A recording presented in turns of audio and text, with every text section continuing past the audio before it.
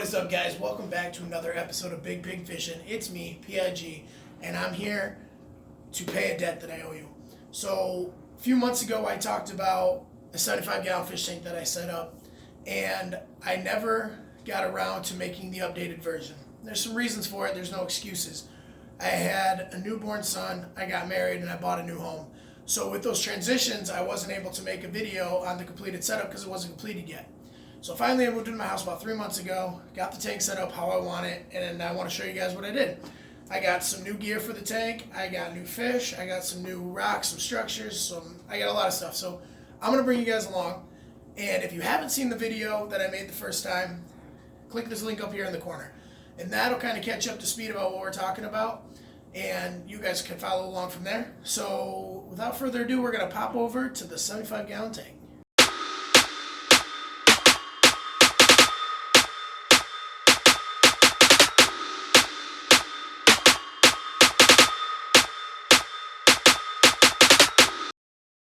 Alright guys, here it is, the 75-gallon updated tank.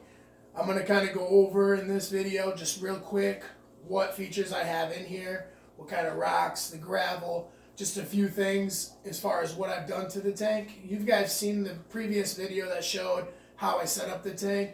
This is just the updated version. Basically, unfortunately, everything in this tank is new and different from the previous video. The only thing that I reused is the artificial plants. I never ended up going with the live plants.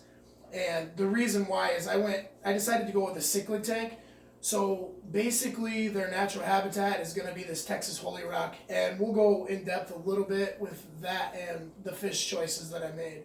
So I'm going to take you off the tripod here, excuse me, and we're going to go in depth of what we're kind of going on here. So before we go on, my voice might sound a little crackly, a little raspy. I've been sick the last few days, so I'm just kind of getting over it. So bear with me. Not the healthiest, but let's dive in here. All right, so right off the bat, you can kind of look at this and notice that it is nothing like the first tank I set up. I went with a completely different scheme, completely different fish choice, and it's a lot darker of a tank. So this is the Texas Holy Rock that I kind of touched on a little bit. And this was probably the most expensive part of this tank.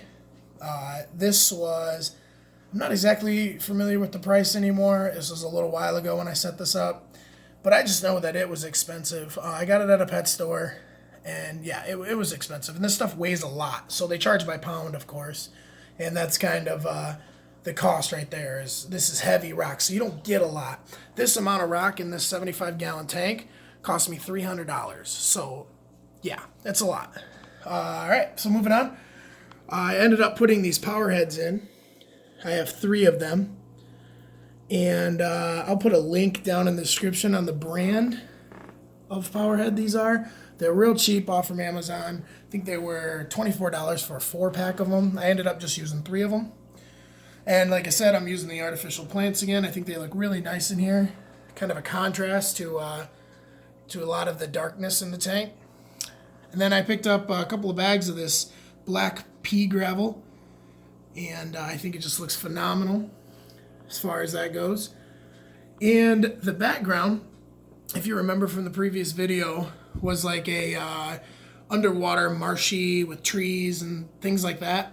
So instead of buying a whole new background, what I did is I just turned that over, and it's a black backing. So I thought that looked really nice as well. All right, and then you can see that I switched from a hang-on-the-back filter to a couple of canister filters, and we'll dive in the bottom here in just a second and kind of show you what I got going on under there. But before that, I picked up this Fruval heater, and I think this was $35, but it's a nice one. It's rated up to 125 gallons just on this one. So it's plenty good for heating up this tank. All right, so let's pop underneath, and we'll show you what we got going on under there. Oh, first, I ended up putting these bubblers in. So I am not a huge fan of bubblers, but for some reason in this tank, I love it. Just a couple bubble bars that go down across the bottom here, And real simple, just a double output bubbler, and it just acts perfectly as a nice oxygen source to the tank. So let's pop down under real quick. All right, so now we're under the tank, and I hope the lighting's fine. I pulled out a little overhead light to kind of help down here. It's pretty dark, but just like most fish tanks, it's pretty messy down here. You know, cord management isn't the best, but it works. I have drip edges on all my cords and things like that. So we'll start with just a simple aqua bubbler. It's a 2-port bubbler. I picked it up at Walmart for 10, 15 bucks, something like that. But it works just fine, nice and quiet. I put this black padding down. There's a lot of things that rattle and make noise under here, so this is just to help with the sound, and it doesn't look too bad either. Next we have the Sun canister filter. I think this is the HW704B model. I could be wrong, but it's just your standard canister filter. It's got the in port, the out port. It's got a primer up top, and this one I believe is this one is a 5 tray system, so it has 5 different trays for your pads and your things like that, your bio, all that fun stuff. So that's a 5 one. And this one also has the algae light that runs down the middle. You can turn it on for a couple hours a day and kill some of the algae in the water. All right, moving on. Come over to the other Sun canister filter. This is a smaller version. This is only a 3 tray system. I use this one basically for the filtration. I just have this stuffed with pads, and I have a couple bio balls inside. That's about it. The second one I use for the charcoal and that kind of stuff. So, and next we have, it's kind of hard to see, but there's my light fixture, or power strip. I have my power strip mounted up top up here just so it has drip edges on all these cords. So very basic here. And I think that is it. Alright, so that was underneath the tank. Pretty basic, nothing out of the ordinary. A couple canister filters and the air bubbler. I showed you the power strip and how the drip edge went down, and that's super important. You don't want water somehow feeding back up to the top, so you leave a nice drip loop. Then your water comes out from the tank, it just drip on the ground, will go in your power supply. So next I'm going to show you the light that I chose, and I'll give you kind of a view of some of the fish that I chose and kind of explaining why I went with the cichlids. But the light, I really want to take a second to talk about. I made the mistake of cheaping out on my light, and I did it because I didn't think it was as important as some of the other features, but it is. It's very important. And what happened with me is the DC port that plugs into the side of the light bar ended up shorting out because it was of a cheap model, and it almost caught my house on fire and ended up melting. So don't cheap out. Spend an extra couple bucks, get a brand that you understand or know or has good reviews. So anyway, let's take a look at the fish. All right, just kind of hopping in the fish real quick. I'm just going to show you the fish that I have. I'm not too familiar on a couple of the names, but obviously this is an Oscar. He's the biggest fish and the oldest fish in the tank, and he's definitely the tank bully. So we're trying to keep an eye on him. I've put a couple Jack Dempsey's in here, and he killed them. So that's kind of an issue. We might have to put him in his own tank. He's kind of getting to that size and age where he's being a bully. Next we have these South African firemouths, and I have 2 of them. This is the bigger one of the 2, and they get their name because their gill plates, their jaw drops down and like flares up red. Looks really cool. And then I have this yellow lab, just a standard cichlid, nothing special. And then I have a couple of these. They're like a bluish color cichlid. I don't know the name of these ones, but I think they're really cool. They're pretty good size too, and they got like a nice flaky crystal color to them. Like if you see right before his eye, looks really cool.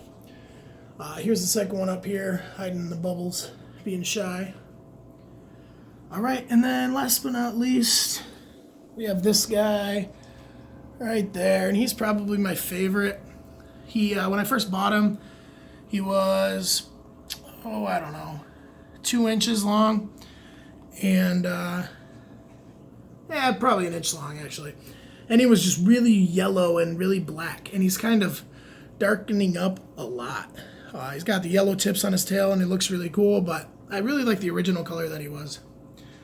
So yeah, unfortunately, that's all the cichlids I have in here at the moment.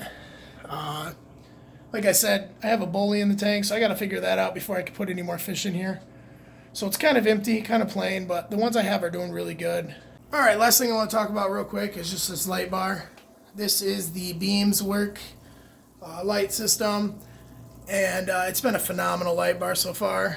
This has 2 separate modes. It has just your standard lights, your colors, your blue, reds, and whites with a shade of the green. And then it has this obviously off, and then the blue for the nighttime. I don't use the nighttime too much, but I think it just looks phenomenal. But I don't use it just because I have it on a timer most of the time, and it's set for 8 hours to be on, and I don't usually use the nighttime a lot. But it does look really cool.